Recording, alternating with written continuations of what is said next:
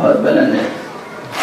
جو لوگ یہ سمجھتے ہیں کہ حضور پڑھنا لکھنا نہیں جانتے تھے، میں انہیں یتیم العقل سمجھتا ہوں.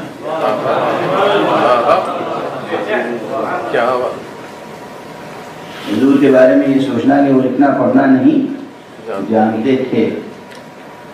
اب اس پر بڑی بحث ہو سکتی ہے اور بڑے بڑے مفکرین کے حوالے دیے جا سکتے ہیں. صاحب آپ یہ کیسے کہہ رہے ہیں؟ فلاں صاحب نے تو کہا ہے کہ واقعی حضور پڑھنا لکھنا لٹرلی نہیں جانتے تھے.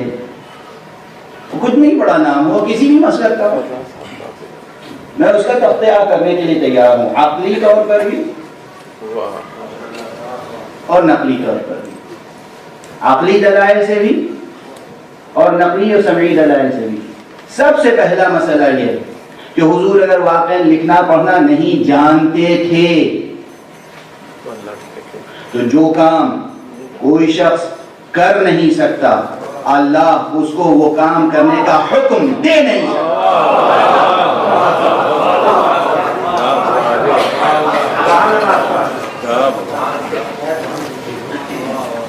دے سکتا. ایک امر محال سے متعلق امر کیسے دے سکتا؟ یہ کس طرح ممکن ہے کہ ہم جھک نہ سکتے ہوں خدا کہے رکوع کرو؟ یہ کیسے ممکن ہے کہ ہم سجدہ نہ کر سکتے ہوں اور پروردگار فرمائے کہ سجدہ کرو؟ یہ کیسے ممکن ہے کہ ہم کھڑے نہ ہو سکتے ہوں پروردگار کہے کھڑے ہو جاؤ، کھڑے رہو، قیام کرو؟ کوئی بھی فعل، کوئی بھی عمل، کوئی بھی امر جو ہماری استطاعت اور ہمارے اختیار سے باہر ہے، پروردگار کا کوئی امر اس سے متعلق نہیں ہو سکتا. تو اگر پروردگار نے پہلی ہی وحی میں پہلا کلمہ براہ راست مصطفیٰ سے کہا اقرا، یعنی پیغمبر پڑھنا جانتے تھے.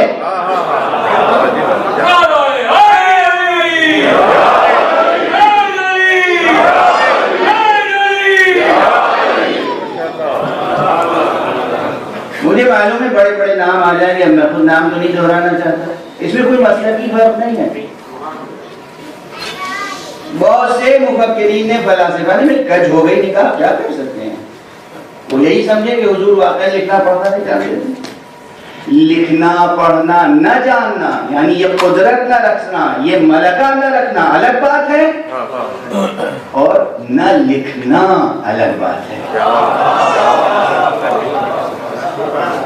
میں کچھ لکھ سکتا ہوں، میں لکھ سکتا ہوں، اللہ کا شکر ہے، مگر یہاں منبر پر آپ یہ لکھیے میں کبھی نہیں لکھوں گا، اس لیے کہ یہ مقام میرے لیے لکھنے کا مقام نہیں. یہ مقام، یہ ماحول، یہ سچویشن لکھنے کی نہیں ہے. تو کبھی کبھی اب اگر آپ کہیں لکھیے، ابھی لکھ کے دیجئے اور میں نہ لکھوں، میں کسی اور سے کہوں بھائی میں جو کچھ بول رہا ہوں لکھ دیجئے، اس کے معنی ہے کہ یہ سچویشن ایسی ہے کہ یہاں میرا لکھنا شایان شان نہیں ہے. پیغمبر کی ایک طویل زندگی اس دنیا میں منبر رسالت پر چونکہ متمکن تھے، آپ کو خطاب کرنا تھا، آپ کو تبلیغ فرمانا تھا، اس لیے بہت سی حکمتیں تھیں کہ لکھنا آپ کے شایان شان نہ تھا. اور کتاب ہاتھ میں لے کر پڑھنا آپ کے شایان شان نہ تھا. کتاب ہاتھ میں لے کر وہ پڑھتا ہے جو کسی اور کی لکھی ہوئی کتاب پڑھے. جو کتاب کسی کو حفظ نہ ہو، جو کتاب کسی کے سینے میں نہ ہو، وہ لے کر پڑھنا اس کی مجبوری ہوتی ہے. جو خود جانے کتاب ہو، اصل کتاب ہو، متن کتاب ہو، بطن کتاب ہو، اسے کیا ضرورت ہے کتاب؟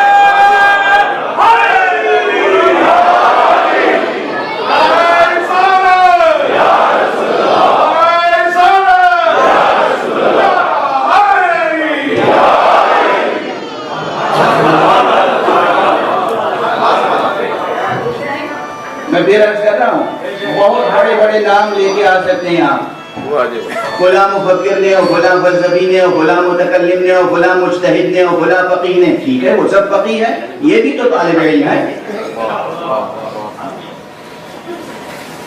یہ کہنا گستاخی ہے، جسارت ہے، بے ادبی ہے. اور یتیم العقلی ہے.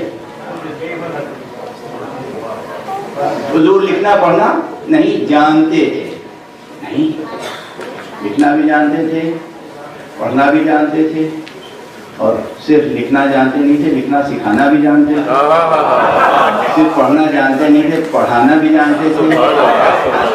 اور اس کی ایک دلیل چھوٹی سی دے کر آگے بڑھ جاؤں. حضور نے کبھی نہیں لکھا اور کبھی نہیں پڑھا.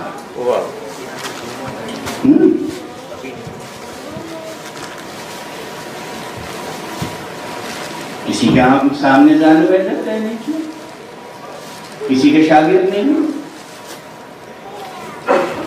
جو حامل رسالت ہے، جو حامل نبوت ہے،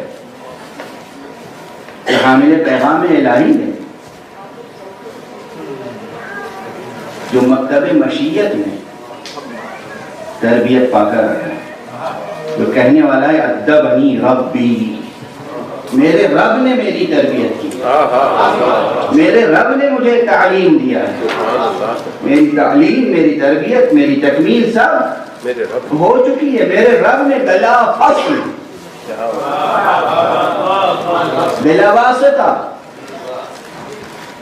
تو یہاں اس دنیا میں آنے کے بعد اس ذات کریم کو، اس ذات عظیم کو کسی کے سامنے دانوں میں ادب طے کرنے کی ضرورت ہے؟ کسی کی شاگردی اختیار کرنے کی ضرورت ہے؟ نہیں.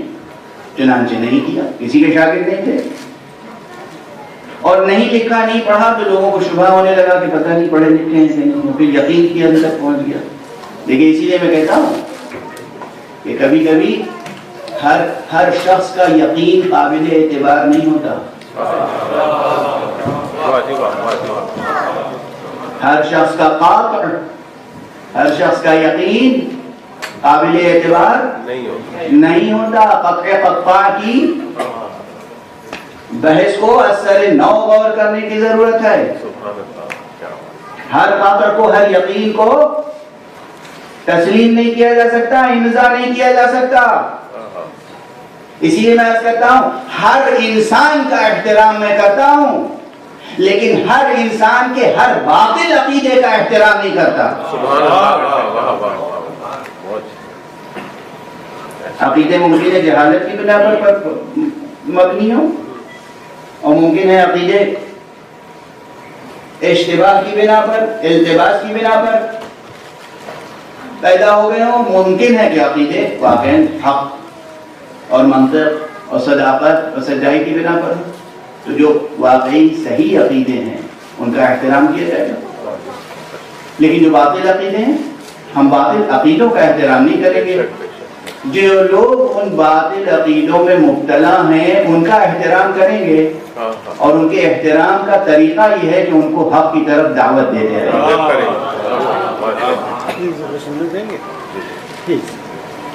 بہرحال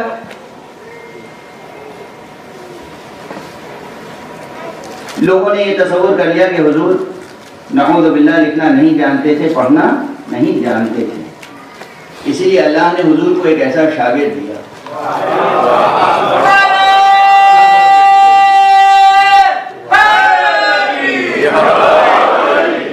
جس نے حضور، کائنات گواہ ہے، تاریخ گواہ ہے، دوست دشمن گواہ ہیں کہ علی ابن ابی طالب نے رسول کے علاوہ کسی سے کچھ نہیں سیکھا. اور علی ابن ابی طالب زندگی بھر لکھتے بھی رہے اور پڑھتے بھی رہے. تو بتاؤ انہیں لکھنا کس نے سکھایا؟